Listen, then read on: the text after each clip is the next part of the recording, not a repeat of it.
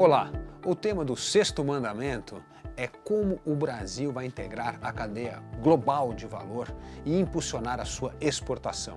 Se a pauta de exportação oferece uma boa fotografia da capacidade de um país competir globalmente, o Brasil está muito mal na foto. Apesar de sermos a nona economia do mundo, representamos apenas 1% do comércio internacional e um pouco mais de 2% do PIB global.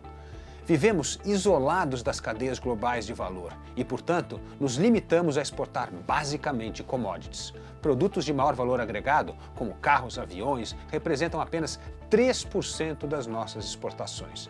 Essa estarrecedora irrelevância global é fruto dos valores que orientaram as nossas escolhas políticas. Enquanto o Brasil preferiu manter a sua economia fechada, os tigres asiáticos dedicaram-se com afinco a abri-la. A diferença entre uma atitude e outra está registrada na evolução do PIB per capita do Brasil e dos tigres asiáticos. No Brasil, as políticas antiliberais foram implementadas tanto nos governos autoritários, militares e democráticos, como os de Sarney, Lula e Dilma, que defendem as riquezas nacionais e os nossos mercados da competição internacional.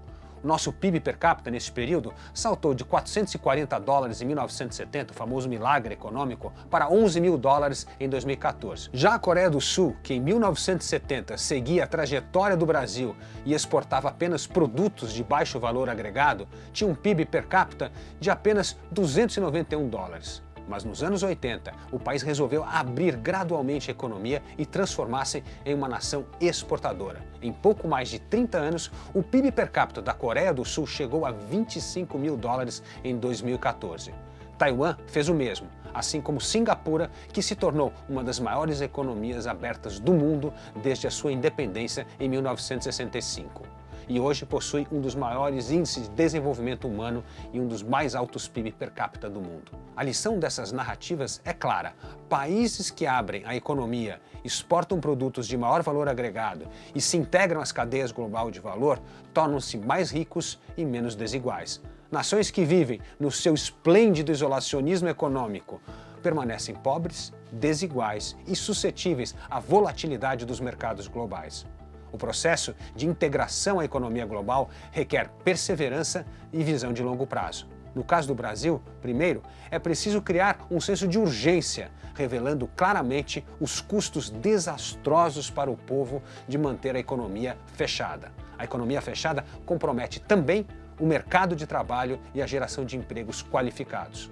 O nosso trabalhador produz metade do chileno e 4 vezes menos que o americano. Além disso, as leis trabalhistas criaram um gigantesco passivo para as empresas e para a sociedade que resultaram em menos empregos formais para a maioria dos brasileiros, ou pior, em desemprego.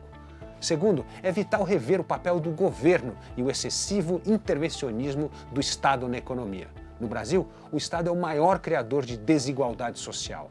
As categorias e setores que extraem benefícios do governo vivem em condições privilegiadas. O restante da sociedade paga a conta e vive sob o clima permanente de instabilidade. Terceiro, é preciso enfrentar os mitos e crenças obsoletos que formatam as políticas econômicas. Os discursos e conceitos que moldam as políticas governamentais permanecem estagnados na primeira metade do século XX. Continuamos supervalorizando o capital físico como petróleo e minério e terras e subvalorizando o capital humano e o conhecimento. Sem compreender essa nova realidade do mundo globalizado, o Brasil rechaçou tratados internacionais e acordos comerciais que poderiam contribuir para a produção de bens de maior valor agregado. O país não estabeleceu tratados de livre comércio com as principais potências comerciais do mundo e fez questão de não assinar tratados internacionais importantes. Um país que protege excessivamente o capital físico e não enxerga o real valor do capital humano e do conhecimento está condenado ao ostracismo global e a produzir bens de valor agregado menor. Por isso, o Brasil continua um mero exportador de commodities. Ricardo Hausmann, professor da Universidade de Harvard, afirma que países só produzem bens de maior complexidade quando conseguem atrair cérebros que ajudam a expandir o conhecimento aplicado e o know-how. Ele explica como o acúmulo de know-how permite o desenvolvimento gradual de produtos de maior valor agregado. Cada salto nesta cadeia produtiva requer o acúmulo de conhecimento e exige treinamento da mão de obra, recrutamento de pessoas com conhecimento especializado e a criação de clusters que reúnem conhecimento, expertise, fornecedores e especialistas capazes de produzir bens de maior complexidade.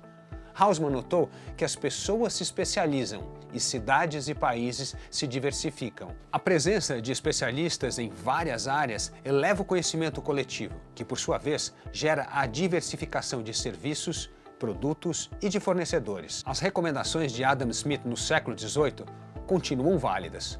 O progresso de um país é função da existência de um governo que deixa o mercado funcionar com pouca intervenção, a criação de leis sensatas que garantem o cumprimento de contratos, a preservação da propriedade privada e as liberdades individuais. E um sistema de taxação moderado para não inibir o investimento e a geração de riqueza são essenciais para qualquer nação que pretende ser relevante no comércio global e exportar produtos de maior valor agregado. Ficamos aqui com mais um vídeo da nossa websérie. No próximo episódio falaremos sobre o 7º mandamento, que vai tratar do tema da educação. Não perca!